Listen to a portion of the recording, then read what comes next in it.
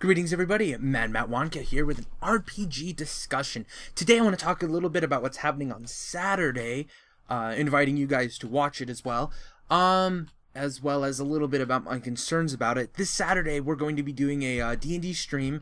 It's been a couple of months, I guess. It was last December, I think, when we did the last one of these, where we got a bunch of people who aren't in the same location into the internets together.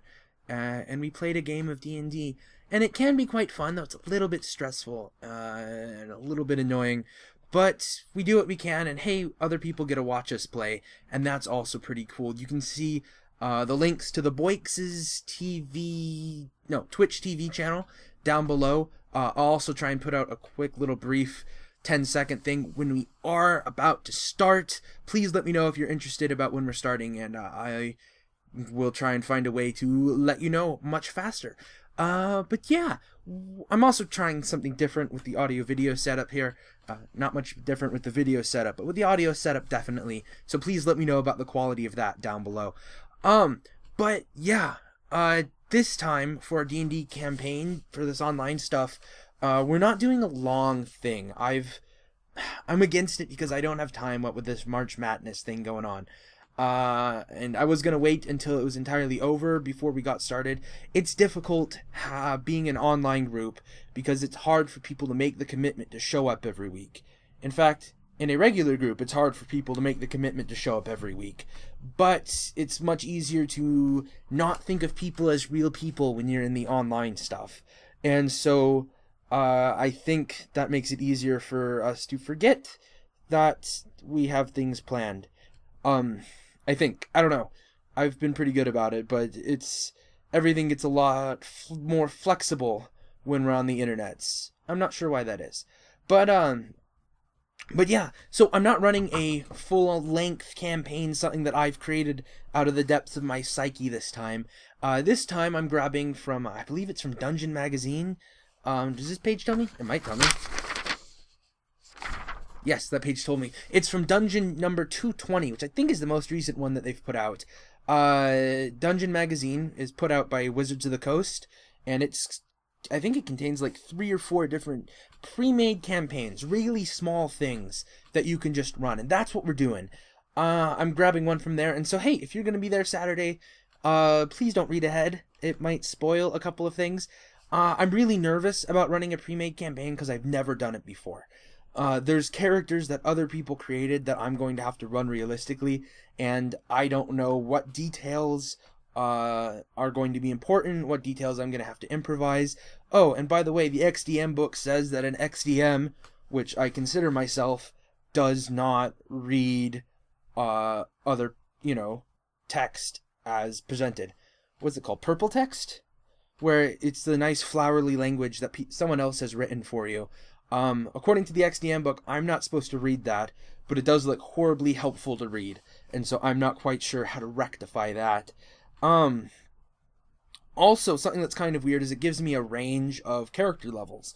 Character levels, in this instance, are from 10 to 12. Now, I'm not sure which side of the fence that I'm going to go on for it. I'm thinking level 10, because I do know there are a couple people in the group who aren't as versed, isn't quite the word that I want, but there's a couple people who aren't surrounded by D&D as much as I am, and so at level 10 is going to be a bit easier of a character to make, because you don't have to muck around with character paragon paths, and so that's the direction that I think I'm going to go. It'll limit people a little bit, and make the combat a little bit more challenging, but I think I'm going to end up having like 6 people.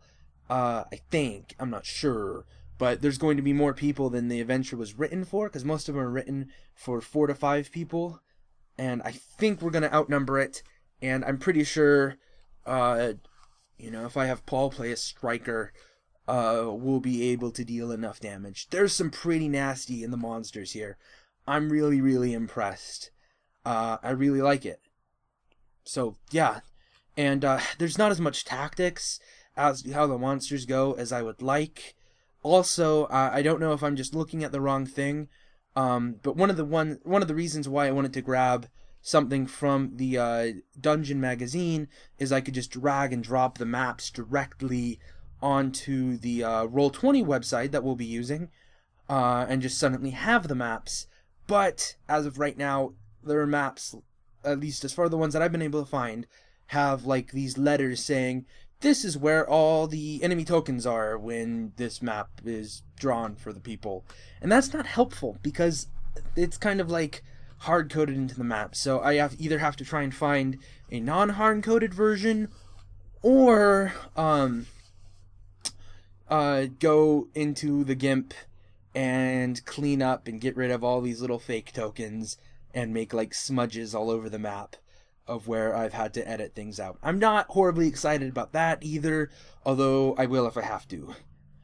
It would be really interesting to have like a sprite sheet for map making with like all the little trees and stuff, and maybe like a good program at drawing a background map. I'm really curious how Wizards has it done.